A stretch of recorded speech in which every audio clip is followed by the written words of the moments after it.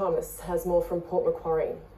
June is not really looking much better than conditions have been for the past couple of days. We've already had hundreds and hundreds of millimetres fall in this catchment and catchments, to the north and south, and 100 to 200 millimetres at least expected again this afternoon. This downpour that I'm in at the moment started not too long ago, and certainly could continue for some time yet. The SES is preparing as best they can. Let's hear from what the local controller had to say a little earlier.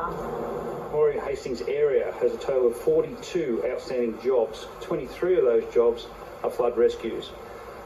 Flood rescue doesn't mean it's actually someone's trapped in the car, it just means it can include a resupply of food, water and material. Since the 19th of the 3rd, we've had 421 RFAs, requests for assistance. And currently at the moment there's another rain front heading towards Port Macquarie, so I encourage people, do not drive in floodwaters.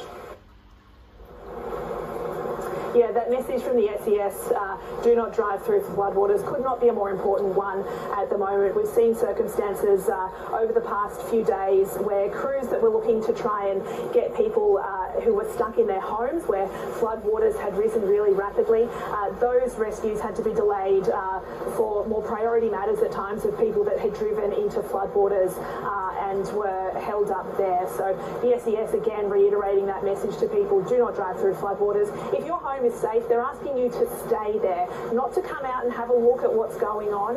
If your home is safe, to stay there, but of course if it's not, reach out to the emergency services and get that help in getting out if you need to. I also asked him of the need for Australian Defence Force support in this area to help with those things like flood rescues and getting supplies to some of these communities that are cut off.